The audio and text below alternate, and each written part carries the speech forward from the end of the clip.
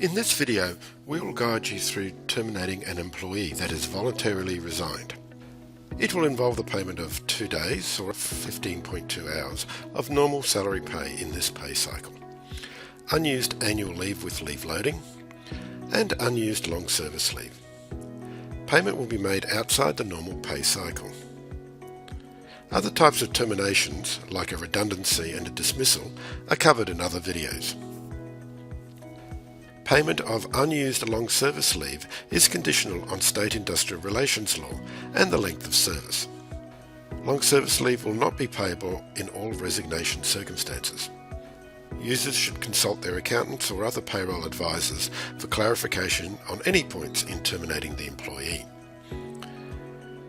Books Plus has a termination process that is triggered from the employee record, in this case Sally Savage, and will apply the correct tax scales to the payment of unused leave items according to the type of termination and clear the leave registers.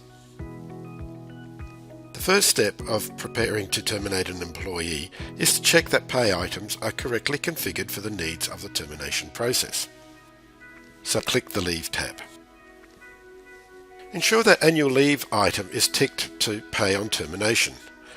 This is its default setting. Ticking Pay on Termination will ensure that these items get the correct tax treatment using lump sum tax tables rather than PAYG tax tables in the termination process. Ensure that the correct loading percentage, in this case 17.5%, has been entered in the leave loading column. We have determined that long service leave is payable in this circumstance, so we need to ensure that long service leave is ticked for Pay on Termination. You can also check that the number of accumulated leave hours are correct. Now go to Pay Setup tab. Replace the salary item with an ordinary pay item, configured to pay by the hour and to accumulate leave. No change is necessary if you are already using an hourly-based pay item. Set the number of hours to 15.2, the number of hours to be paid in this pay cycle in this example.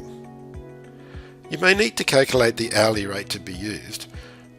That's normal weekly pay divided by the number of hours in a normal working week, in our case 38 hours. This will ensure that outstanding leave hours are increased by the exact number of hours worked in this pay cycle.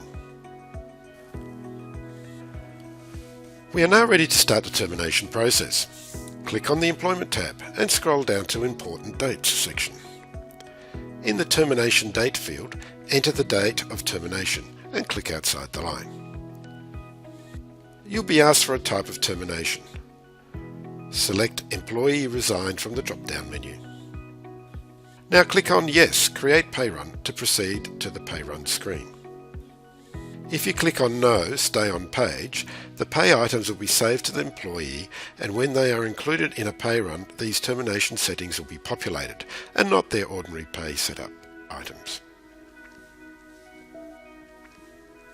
A new pay run will open with the name Termination Sally Savage and today's date.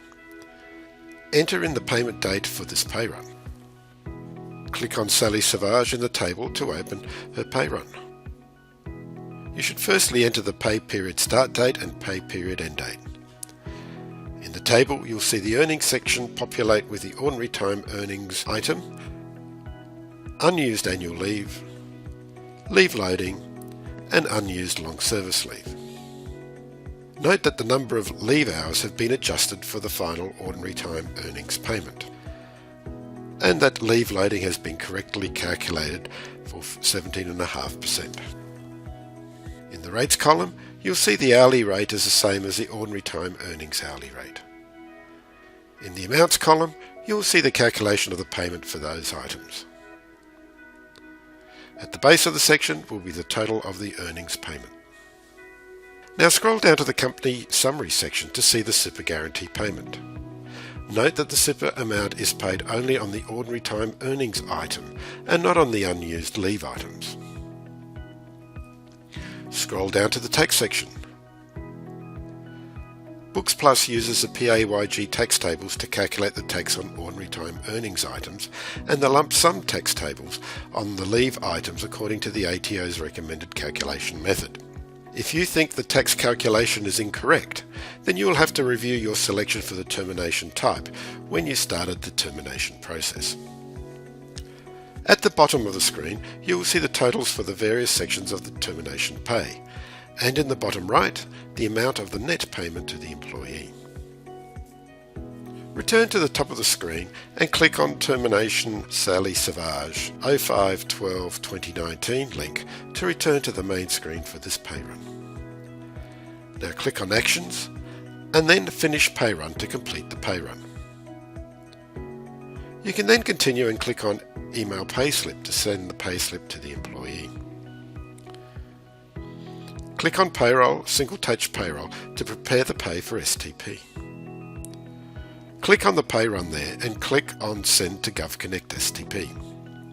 This process will mark Sally Savage with the tag Final Event.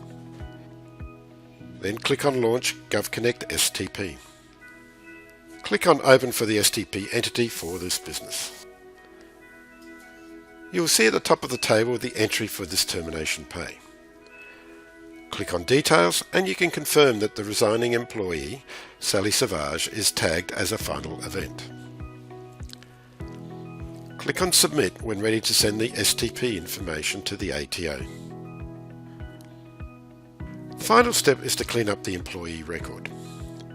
Terminated employees will not be available on your pay runs, and they will appear as terminated on the payroll employee list, but they will still show on the employees list, Active tab.